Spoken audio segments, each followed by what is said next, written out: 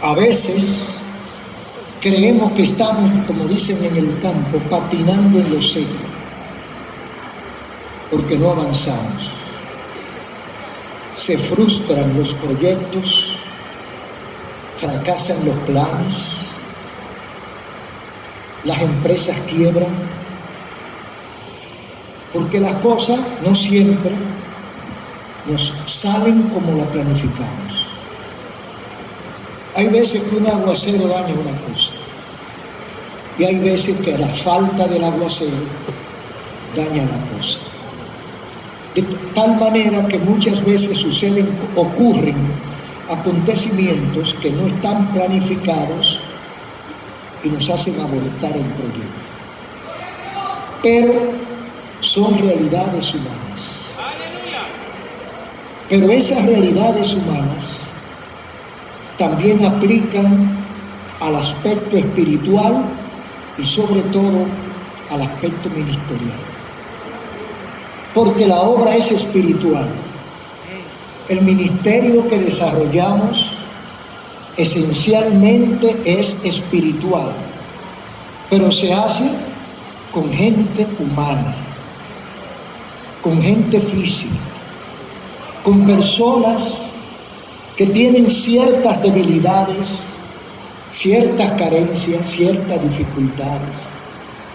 Y tal vez tienen una idea brillante en la cabeza, pero cuando la van a desarrollar, encuentran dificultades que no pueden vencer.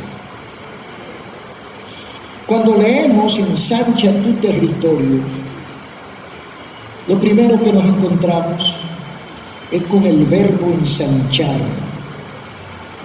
que es sinónimo de ampliar, de aumentar, de extender, de agrandar, de dilatar, de poner más grande el espacio. Ensancha tu territorio. Un territorio es un espacio de dominio. En política sería un monarca, que es el dueño del territorio, o un déspota, un dictador. Pero es un espacio que políticamente puede estar delimitado por fronteras, es un espacio que según los agricultores puede tener tanta tarea como decía el hermano Sergio, y puede estar limitado hasta donde el dueño o los jefes decidan que debe ser. Gloria a Dios. Muy bien, muy bien. Gracias al Señor. Entonces, un territorio puede ser terrestre, puede ser político, puede ser comercial. En el bajo mundo se utiliza mucho el territorio. Y cuando un narcotraficante invade el territorio de otro capo, ustedes saben lo que pasa, porque los territorios están marcados. Espiritualmente también hay marcas, hay territorios. Satanás tiene territorios donde él cree que nosotros no podemos entrar. A nosotros nos han dado una autoridad que en el mundo espiritual no respetamos territorio.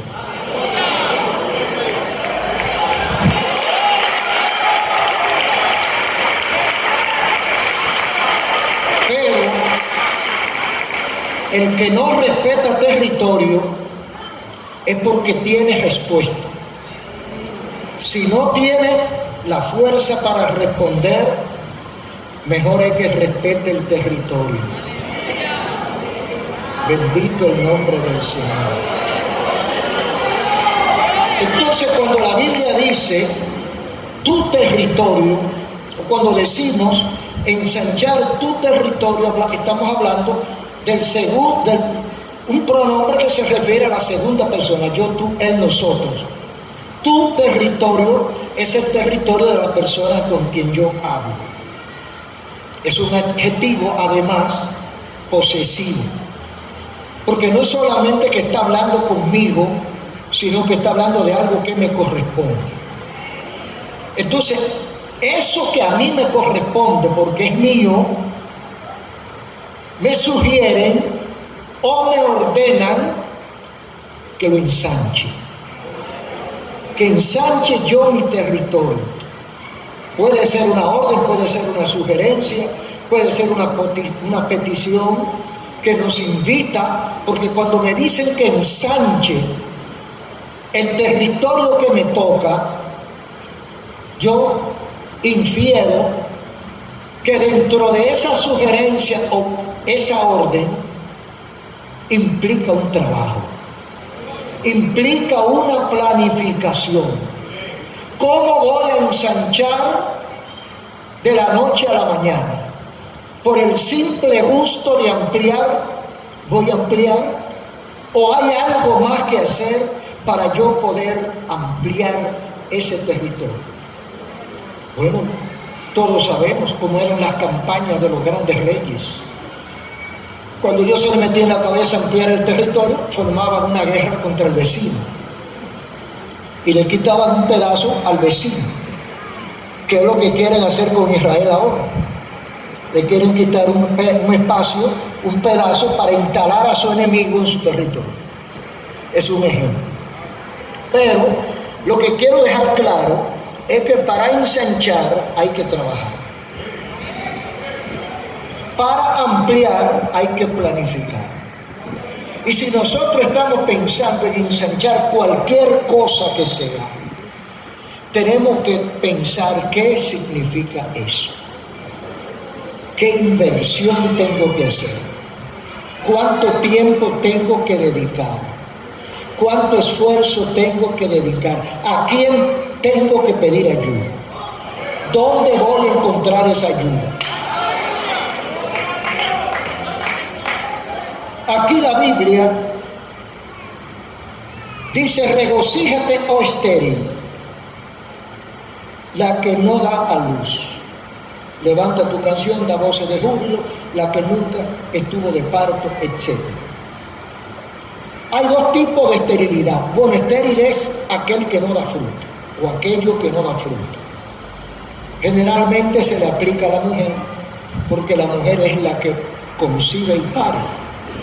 Pero estéril puede ser un pedazo de tierra, una finca, donde no se produce ni la guasábara, dicen los hermanos del sur. Entonces, estéril aquello que no se reproduce. Entonces Dios le dice a Israel, porque el mensaje va a Israel: regocíjate, estéril, la que no daba a luz. Esto indica que hay un mensaje de esperanza. Cuando le dice a la estéril que se regocije, es porque hay alguna esperanza para esa estéril. ¿Qué era una estéril? ¿O qué es una estéril? Bueno, ya dijimos. Pero en aquel tiempo, en la cultura judía principalmente, la esterilidad era un estigma, era una mancha social, era una afrenta familiar, era una maldición religiosa. Las mujeres que no parían, las otras mujeres la miraban mal, se burlaban de ella y la hacían pasar muy malos ratos. Entonces, cuando el Señor le dice a la estéril que se regocije, es porque viene con algo bueno, es porque viene con alguna esperanza. Nosotros podemos recordar los casos típicos de Sara, de Raquel y de Ana. ¿Ustedes recuerdan el error que cometió Sara en su desesperación? Porque Dios le dice a Abraham que le va a multiplicar. Pero Abraham se lo dice a los 75 años y a los 90 todavía no se veía nada. 15 años. Para un muchacho de 20, 25, 15 años no es nada. Pero para un joven de 80, 15 años son mucho. Cambian la vida. Entonces, cuando yo llego a los 90 sin hijo y me dicen que de mí saldrán generaciones, yo digo, aquí los números no dan. Aquí hay algo que anda mal. Entonces, la persona que está más cerca de Abraham es Sara. Esa inquietud le pasa a Sara. Sara tenía su 80. Entonces ella dice, bueno, imagínate, si tú no puedes, yo menos.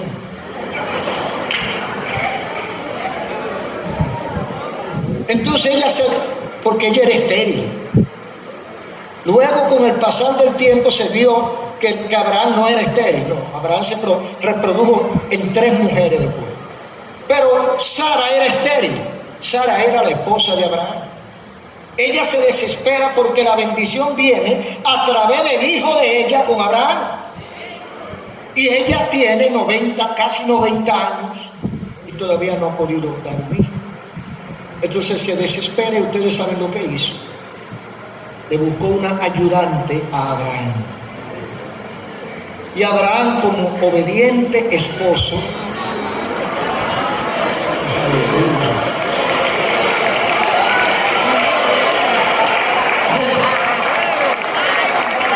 sí, hermano, porque los esposos son obedientes en esas cosas, aunque sean profetas. Abraham le obedeció y compartió el lecho con la sirvienta, con la criada, y efectivamente, inmediatamente quedó embarazada y se produjo el muchacho aquel que todavía está dando problemas. Más adelante, Dios le quitó la afrenta a Sara, porque Sara cometió ese error por la desesperación, porque ella no veía la manera en que esa promesa se iba a cumplir y el territorio había que ensancharlo. Tenemos que ensanchar el territorio. El otro caso es el de Raquel y Jacob. En el capítulo 30, versículo 1 de Génesis, le dice Raquel a su esposo que amaba con todo su corazón: dame hijos o si no me muero. Él cogió un pique. Jacob cogió un pique, hermano. Como, ven acá, ¿por qué tú me atacas a mí? Tú no sabes que yo estoy haciendo la diligencia. Tú sabes que yo estoy en eso. ¿Acaso soy yo Dios que dé o no dé hijos? Porque Raquel también estaba desesperada, porque era estéril y ella era la burla de su hermana Lea. La hermana Lea, de que le picaban un ojo a un muchacho. Un muchacho, una muchacha, un muchacho, una muchacha. Y Raquel oliendo donde guisa. Solamente veía a su hermana disfrutar. Y la hermana se burlaba de su hermanita porque era estéril. El concepto que había de la mujer estéril era como un concepto de mula. Ustedes saben que la mula no para. Porque la mula o el mulo es producto del arreglo que es un caballo con una burra o una yegua con un burro. Entonces ese cruce de especies esteriliza. Entonces ese era el concepto que tenían de la mujer que no para, como que era un bicho raro, un animal raro, y se burlaba, la sociedad se burlaba de ella, no solo la familia. Y recordamos el caso de Ana,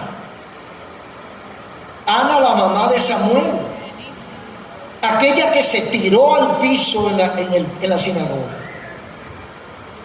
Y el sacerdote llegó a creer que estaba borracha. Porque cuando uno está tan desesperado, tan aturdido, tan angustiado, y se derrama delante de la presencia de Dios. Bienaventurado el que tiene el tino de hacer eso. Bienaventurado el que busca refugio en Dios. Porque hay algunos que buscan refugio en otras partes. El psicólogo, el psiquiatra, la pastilla, el antidepresivo. Buscan el refugio en otros lugares. Pero Ana a lo mejor lo había buscado en otros lugares y no lo había encontrado. Pero ella decide ir al altar. Hermanos, los pastores saben. Aleluya. En el altar es donde se libran las grandes batallas. En la presencia de Dios es donde se libran las verdaderas batallas. Hay cosas que ni la mujer de uno las puede saber, pero usted se la cuenta a Dios. Usted habla con Dios. Y como dice el corito, si tú hablas con Dios, las cosas cambiarán. Orando, cualquier necesidad Él la resolverá. Orando. Aleluya. Aleluya.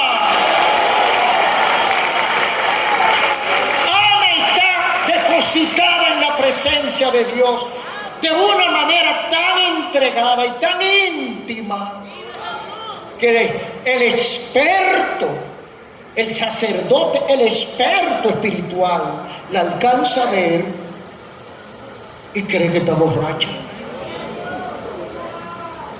El guía espiritual cree que ella está borracha y va y le dice: digiere tu robo, digiere tu bebida, ¿qué es lo que te pasa? Ay, mi Señor, mi alma está partida. Yo necesito que Dios me dé un hijo. Ya ustedes saben el resultado. El año siguiente ella estaba otra vez en el templo, pero para presentar su hijo.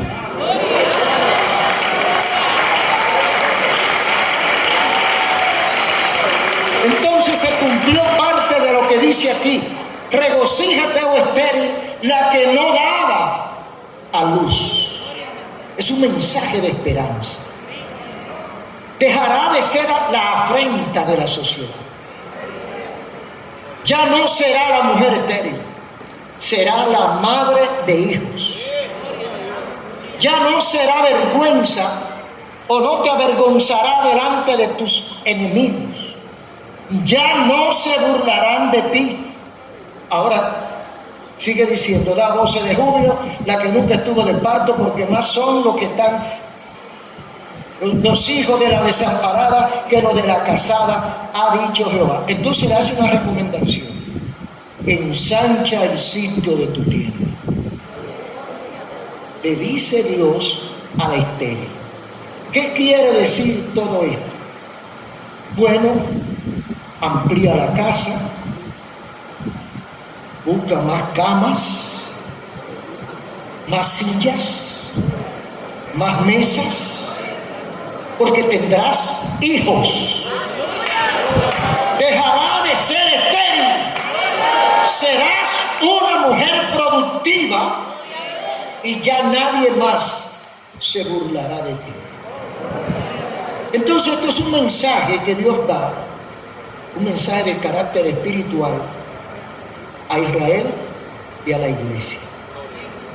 Creo que Dios está dándole un gran mensaje a la iglesia de hoy, pero también le ha encomendado un gran trabajo que hacer.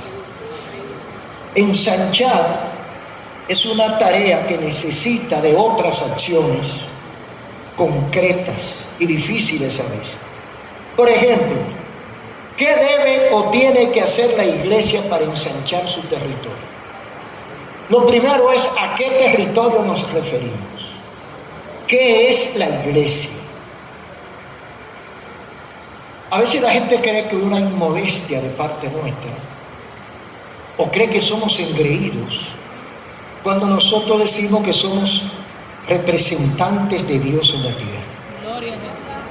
Ese título es la Biblia que nos lo da. Amén. Ese título no es solo para el grupito que está aquí, sino para todo el que quiera. ¿Qué es la iglesia? La iglesia es el cuerpo, la comunidad que ha decidido seguir a Cristo.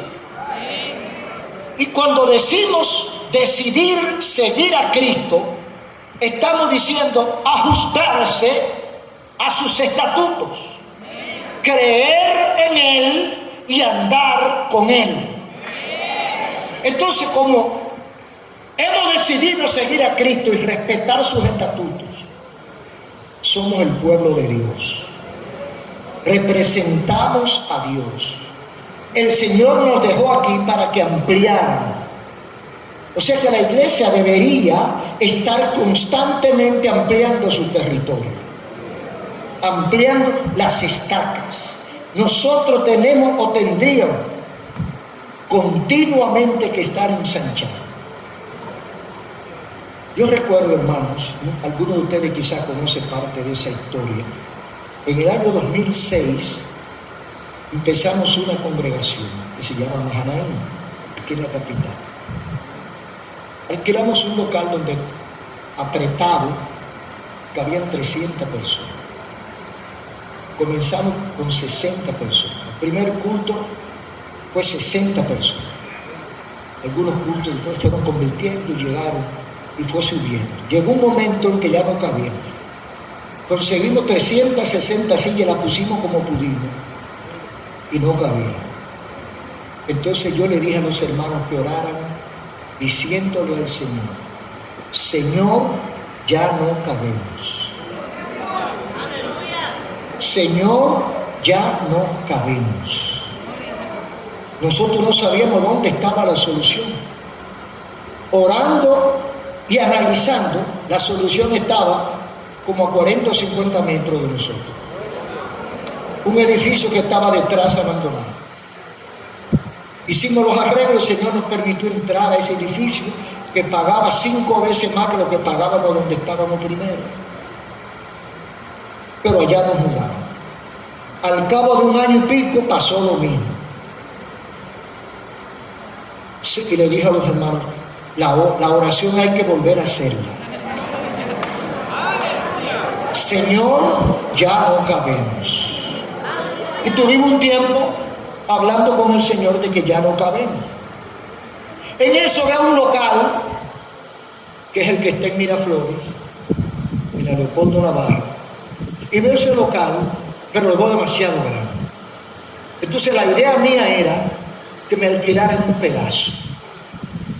Cuando hablo con la gente me dicen que no lo alquilan por pedazo, que es entero. Y cuando me dicen el precio, digo, no, es que no es solamente que sea grande, que no podemos pagar. Paga demasiado dinero. Me fui, como dice la gente, con el moco para abajo. Pero estando, seguí orando y volvió el Señor y me inquietó y volví al sitio. Cuando veo el sitio le doy la vuelta y le doy la vuelta y medito. Me paro debajo de una matita. Me pongo a meditar dentro del vehículo. Yo no le voy a decir que oí la voz, literalmente la voz de Dios, pero no necesité oírla. La sentí, que me dijo: ¿te he fallado alguna vez?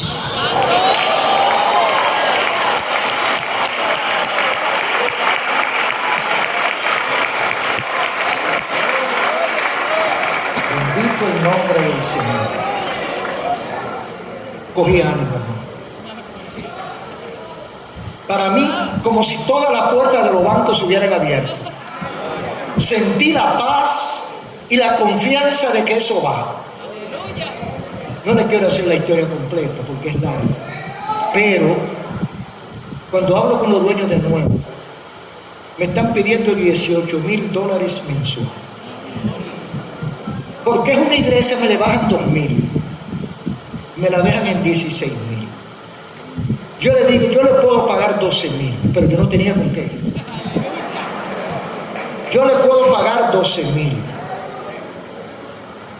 Me dijeron que no. Pero después me llamaron. Entramos en un acuerdo y quedamos 14. A base de muchísimo lío, logramos reunir el inicial para depositarlo para el mudarlo. Hermano, el Señor proveyó todo el tiempo que estuvimos ahí. Y de ahí nos sacó para donde estamos ahora en la charla de Huelva. Y si leamos esa historia, se caen para atrás.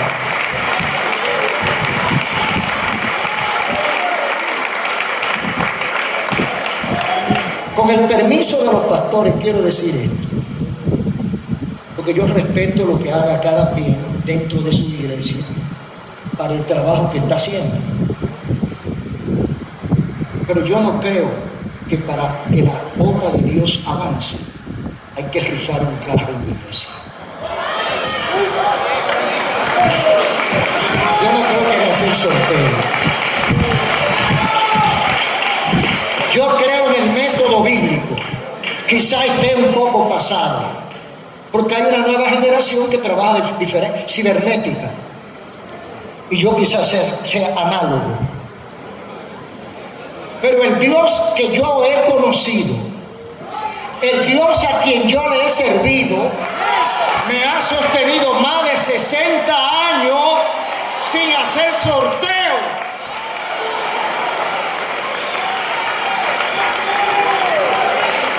La Biblia habla de 3 cosas: diezmos, ofrendas y primicias. Si eso no funciona, no le vaya a buscar ayuda donde el diablo, porque el diablo tiene los juegos pesados. A mí Dios me ha provisto. Hermano, le voy a hacer otro testimonio, porque la Biblia dice que a través del testimonio que tú caminas. Esto yo lo dije por radio, pero ustedes, quizás muchos de ustedes lo saben.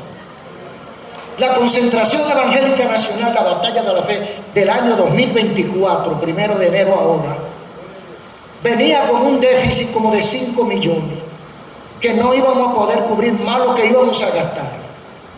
Y yo vi que era el fin, porque íbamos a quedar mal por los 4 lados. Y di un grito, digo, orando llegó la idea: dile al pueblo lo que está pasando. Y a través de ofrenda, porque es la forma de Dios trabajar. Yo tiré la bola, le dije a los hermanos que estaban apretados, sin muchos detalles, y que yo estaba solicitando antes del 1 de enero 1,000 personas que dieran una ofrenda de 10,000 pesos. Aparecieron 1,200 personas.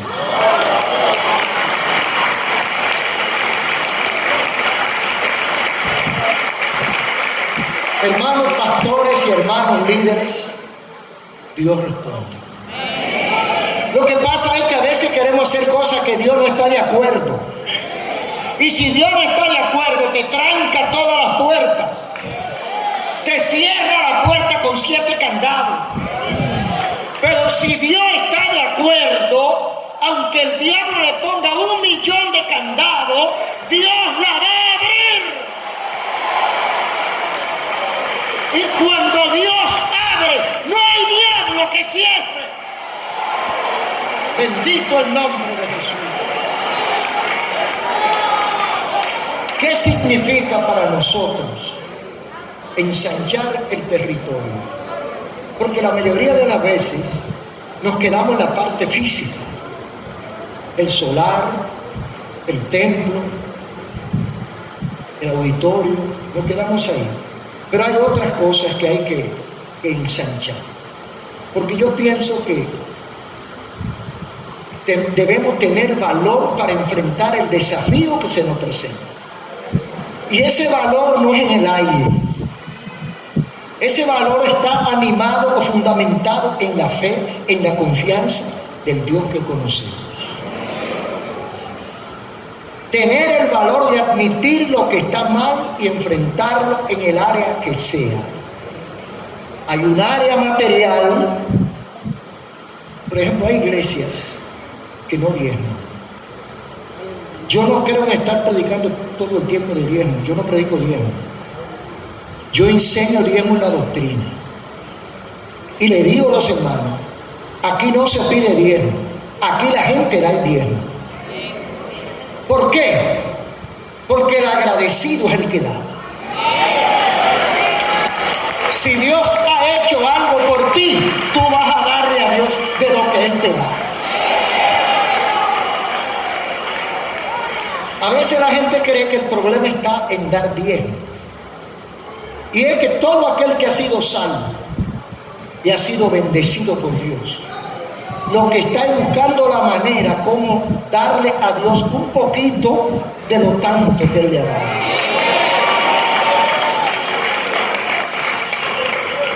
Pero hay veces que hay hermanos que son duros de corazón y yo les recomiendo no luchar con ellos, déjenlo tranquilo, que el Señor será el que se encargará de él. Hay que enfrentar la situación espiritual, hay que ejecutar la misión con valor, porque sabemos quién es el que pelea por nosotros. Yo no sé si me exageré, pero en la pasada pandemia que hubo, se pudo probar quiénes eran los que conocían a Dios.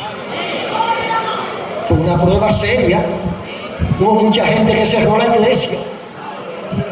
Hubo pastores que le prohibían la entrada si no tenían la tarjeta de la vacuna a los hermanos. Para mí eso no es de Dios. No es de Dios. El Dios que yo creo, tengo 79 años y los 79 años han sido en la iglesia. El Dios que yo he conocido no lo he visto fallar. En la radio tenemos más de 60 años, en el ministerio 63 años. Y todo el tiempo ha sido lo mismo. Dios promete y Dios cumple. Cuando yo empecé el ministerio le pedí a Dios una bicicleta. Me dio una bicicleta. Últimamente le pedí una jipeta y me dio una jipeta. Ese es el Dios que usted cree y el Dios a quien usted le sirve. Entonces, cuando decimos ensanchar nuestro territorio, tenemos que hacer una evaluación. ¿Qué tengo? Como el ejército. Cuando el ejército va para una batalla, pasa revista. ¿Con qué cuento? ¿Cuántos soldados hay? ¿Cuánto hay de artillería? ¿Cuánto hay de retaguardia? ¿Cuántas armas largas? ¿Cuánto? Y calcula todo lo que tiene, a ver si tiene capacidad para enfrentar. Nuestro enemigo se llama Satanás.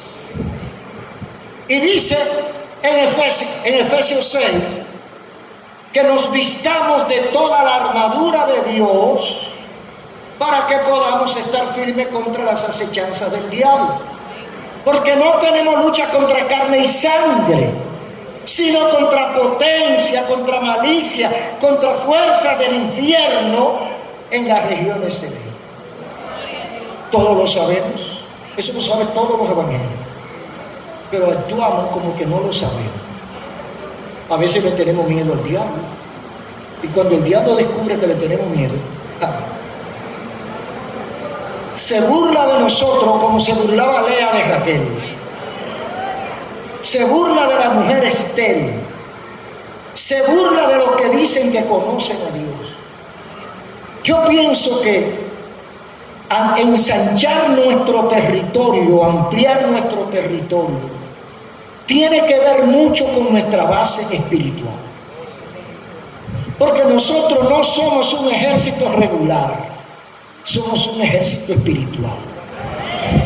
Y si mi lucha no es contra hombres, sino contra espíritus malignos de alto rango, yo tengo que revestirme de alto poder de lo alto para enfrentar esas acechanzas. Pero hermanos, ¿qué está haciendo la iglesia actualmente ¿Qué está haciendo la iglesia actualmente para ensanchar su territorio? ¿Saben? Se me ocurre alguna cosa que he visto, alguna cosa que yo he visto que están haciendo las iglesias para ensanchar su territorio. ¿Sabe qué?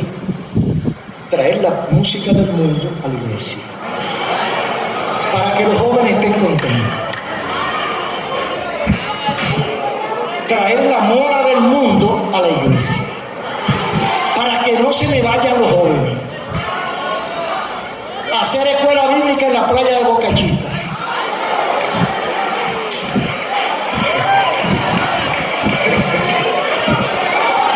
Aleluya.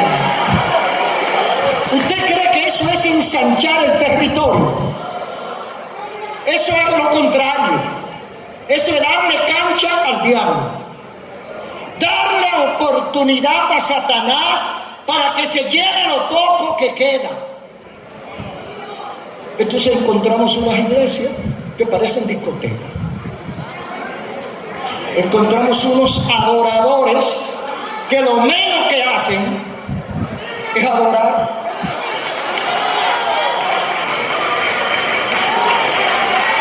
Ay, Jesús de Nazaret.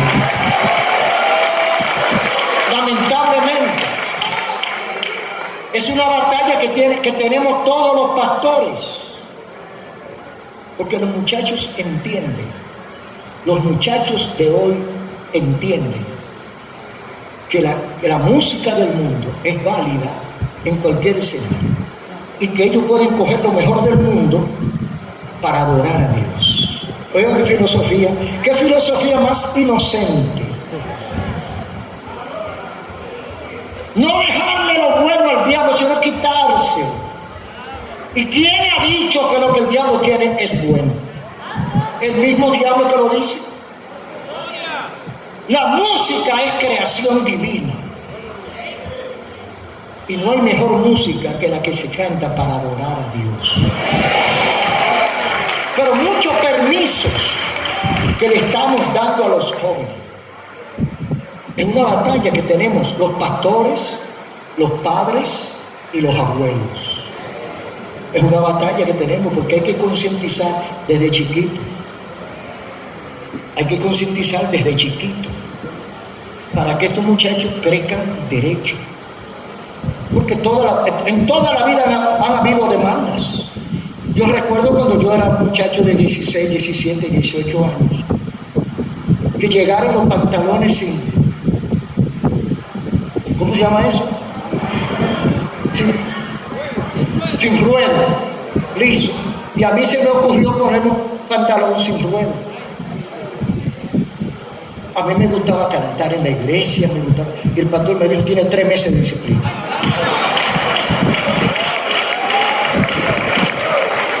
Yo no sé si estuvo bien o estuvo mal lo que hizo el pastor. El tema es que a los muchachos siempre les ha gustado lo mismo.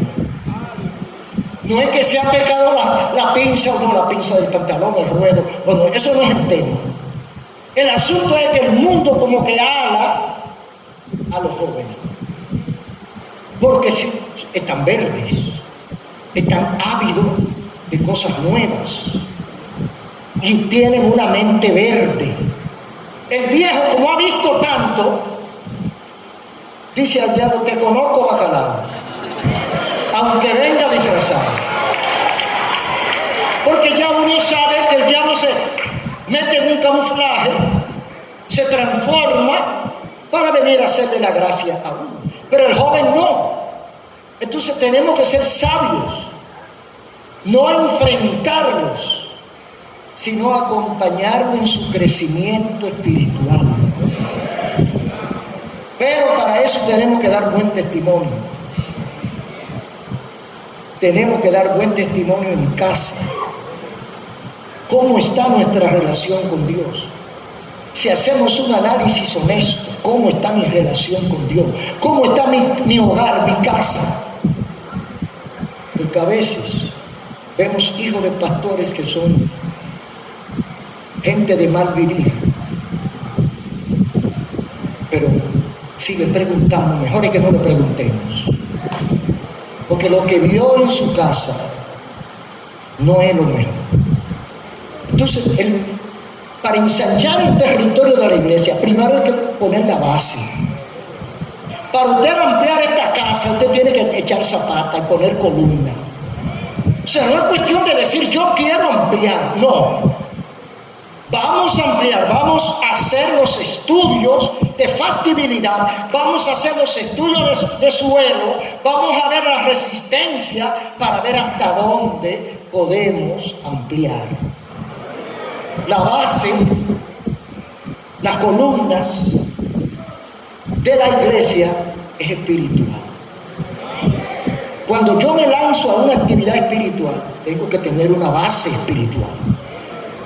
Si yo mando jóvenes carnales a la calle a predicar, lo más que van a hacer es que el diablo lo va a convertir para él. Tenemos que mandar jóvenes nutridos de la palabra de Dios. Entonces pienso que la ampliación del territorio, la extensión del territorio, comienza con un análisis honesto de nuestra relación con Dios. ¿Cómo está la iglesia? ¿Cuántos fornicarios hay en la iglesia?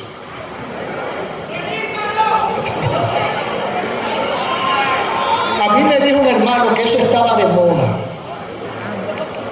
Ya usted se imagina por qué lo dijo.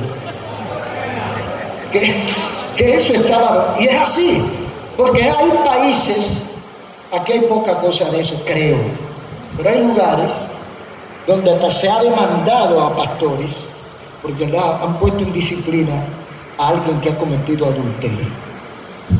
Eso es meterse en mi vida privada y yo tengo que reclamar mis derechos. Pero hay lugares donde un líder de Dios, un siervo de Dios, cae en pecado y tiene a tu muchachito por ahí por un rincón, y cuando lo sabe la jerarquía le pone una disciplina. ¿Sabe de qué? Lo traslada, lo lleva a otro sitio. Eso hay, hermano, hay mucho de eso. ¿Usted cree que eso es ampliar el territorio? Yo creo que ampliar el territorio es que cuando usted llega a un sitio los demonios griten. Que cuando usted llega a un sitio la gente lo vea y lo llame y le diga, haz una oración por mí. Siervo de Dios, pastor, evangelista, hermano. Que la gente me reconozca por mi vida cristiana, por el testimonio de mi ministerio, por la conducta de mis hijos. Eso le llamo yo ampliar el territorio, extender el territorio. Porque de poca cosa vale tener mucha gente, carnales, impíos. Bueno, los impíos son los que oyen el evangelio y los que se pueden convertir, así que no está todo mal. Pero el ideal de un pastor no es que solamente haya mucha gente en la iglesia, es que esa gente conozca a Dios, es que esa gente no esté perdiendo su tiempo, que no es que esa gente esté ahí por entrar en la moda, porque ahora ser cristiano es una moda. Usted ve los grandes artistas de Hollywood, usted ve los grandes festivales, Dios le bendiga a todos. Hay un proverbio que dice que la palabra se coge de quien la dice. Lo dice un borrachón, un criminal, un sicario. Dios le bendiga a todos. Un violador de menores, Dios le bendiga a todos. El Dios tuyo que no me bendiga a mí. Ese no es el Dios que yo quiero que me bendiga. Esa bendición que tú tienes no es la que yo quiero. De manera, hermanos, que hay que ampliar el territorio, pero hay que primero verificar las bases. ¿Aguanta la iglesia la ampliación del territorio? ¿Tenemos capacidad para atraer más personas a escuchar la palabra de Dios? ¿Qué estoy yo haciendo por el reino de Dios? Es una verificación personal, un autoexamen. ¿Qué yo estoy haciendo por la causa de Cristo? Ay, vamos a ampliar el territorio, pero vamos a ampliar primero el territorio personalmente. Cada uno de ustedes es responsable de su familia, de su vecino, de sus compañeros de trabajo. No de convertirlo, sino de darle testimonio y de invitarlo. Usted no pierde nada con hacer una invitación. Yo quisiera que el domingo tú me acompañes a la iglesia. Usted no pierde un chele con eso. Lo más que va a hacer es decirle que no. Pero también le puede decir que sí. Y puede ir con usted a la iglesia. Y puede que no pase nada, pero puede que se convierta. Y puede que su familia se convierta. Y puede ser que esa familia que vivía como en un ring de lucha libre, a partir de ahí reine la paz en ese hogar. Ese es el trabajo de la iglesia. El trabajo de nosotros, primero, es espiritual. Segundo, es material. Porque el trabajo bien hecho espiritualmente atrae mucha gente. Entonces tenemos que buscar dónde meter esa gente que está viniendo. Entonces, ensancha tu territorio. ¿Sabe por qué? Porque Cristo viene.